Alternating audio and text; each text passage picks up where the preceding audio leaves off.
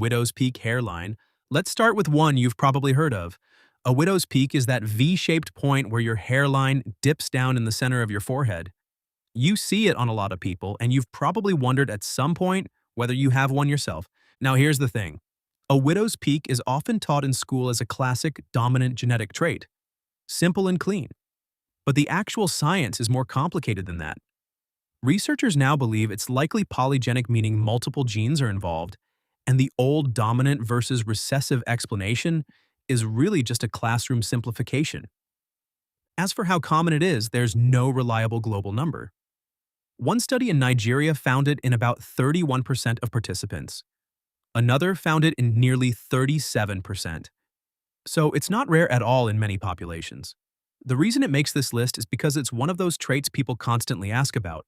And the real genetics behind it are a lot messier than what you learned in biology class. Golden blood. Now let's go from common to extremely rare. Rh null blood is nicknamed golden blood, and for good reason. People with this blood type are completely missing all Rh antigens on their red blood cells. In the entire medical literature, only about 43 people from 14 families have ever been documented with it. That puts the estimated frequency at roughly 1 in 6 million. What makes golden blood so fascinating is the paradox.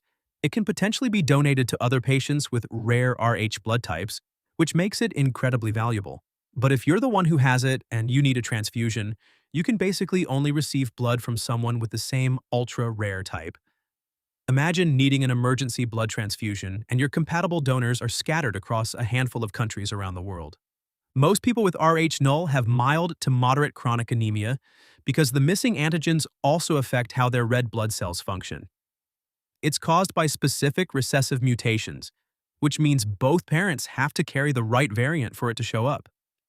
That double requirement is a big part of why it's so extraordinarily rare. Hitchhiker's thumb. Here's another one from the biology classroom. Hitchhiker's thumb is when your thumb can bend backward at the tip joint way further than usual, sometimes up to 90 degrees. You've probably tried it yourself or seen someone do it and thought it looked weird. But just like the widow's peak, this trait is way more common than people think. One study of 2,000 people in Pakistan found it in about 49% of participants. Another study in Nigeria found it in about 46%. So roughly half of some populations have it, depending on where you draw the line. And that's the key issue, where you draw the line. The whole concept of hitchhiker's thumb depends on picking a cutoff angle to separate normal from hyperextensible. Move that cutoff by a few degrees, and the prevalence changes dramatically. It's not really a you have it or you don't situation, it's a spectrum. And the old single recessive gene explanation? That's been largely debunked. Like most physical traits, it's probably controlled by multiple genes working together. Different colored eyes. Heterochromia is when your eyes are two different colors, and while it might seem like something you see everywhere on social media, it's actually genuinely rare. One large study using high-resolution photographs estimated that complete heterochromia, where one entire iris is a different color from the other, occurs in only about 0.063% of people. That's roughly 6 in 10,000. There are different types, though. Complete heterochromia is the rarest. Sectoral heterochromia is when part of one iris is a different color. And central heterochromia is when you have a ring of a different color around the pupil, which is actually the most common form, and the one people most often confuse with true heterochromia. Most of the time, heterochromia is completely harmless. It's just a developmental quirk in how melanin distributed itself in your irises. A lot of people with it consider it one of their most distinctive features, and honestly, it is. But if the color change happens later in life, that's a different story. Acquired heterochromia can be caused by eye injury, inflammation, certain medications, or even tumors. So if one of your eyes changes color as an adult, doctors take that very seriously. No fingerprints. Some people are born completely without fingerprints. No ridges, no patterns, nothing.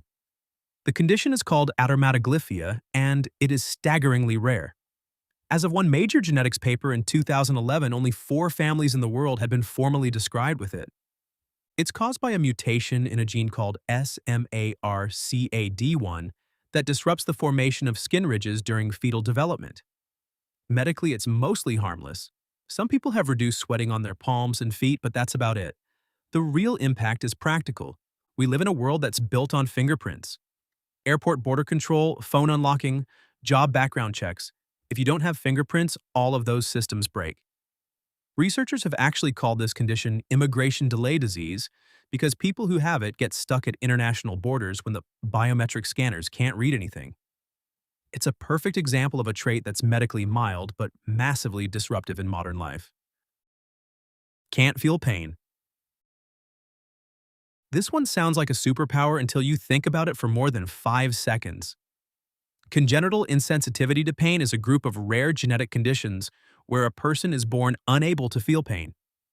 The most well-known form, called CIPA, also knocks out the ability to sweat, which makes overheating a constant life-threatening risk. Pain is your body's alarm system. It's the thing that tells you to pull your hand off the stove or stop walking on a broken ankle.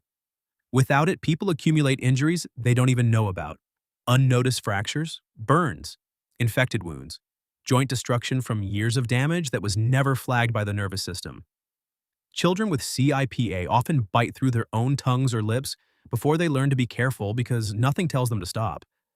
Estimates put CIPA at roughly 1 in 600,000 to 1 in a million, depending on the population.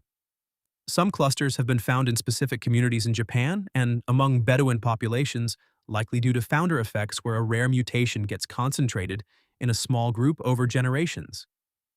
Daily life for these families often involves structured injury checks, temperature monitoring, and constant environmental awareness. It's the opposite of a superpower. It's a life spent compensating for a warning system that was never installed. Green eyes. Green eyes are one of those traits that everyone finds striking, but few people realize just how uncommon they actually are. Only about 2% of the world's population has green eyes, making it the rarest common eye color. Eye color is a polygenic trait, meaning it's not one gene that decides what color your eyes are. It's a bunch of variants working together to determine how much melanin ends up in your iris. Green eyes sit in a sweet spot of intermediate melanin, not enough to make brown, not little enough to scatter light into blue, just the right amount combined with just the right scattering to produce green. Genetically green and hazel eyes have been linked to variants in the OCA2 and HERC2 region, and they're most common in people with European ancestry. But here's a fun fact. The boundary between green and hazel is surprisingly subjective.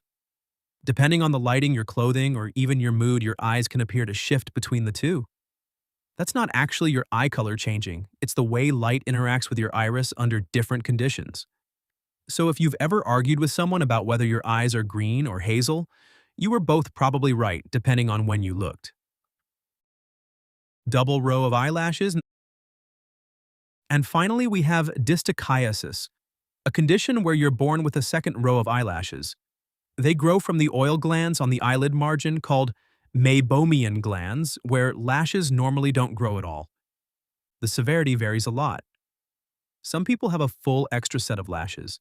Others have just a single extra hair. When the extra lashes are soft and grow away from the eye, most people never even notice they have the condition. But when they grow inward toward the eyeball, they can scratch the cornea, causing chronic irritation, light sensitivity, and recurring eye infections. The best understood genetic cause is linked to a gene called FOXC2, and it often shows up as part of a broader condition called lymphedema distichiasis syndrome, where the double lashes come alongside swelling in the limbs caused by problems with the lymphatic system. Within that syndrome, about 94% of affected individuals have the extra eyelashes. Treatment can range from simple lubrication and lash removal to more involved eyelid procedures depending on how much the extra lashes are affecting the eyes. It's one of those conditions that sounds almost glamorous at first until you realize the extra lashes can be pointing directly at your eyeball.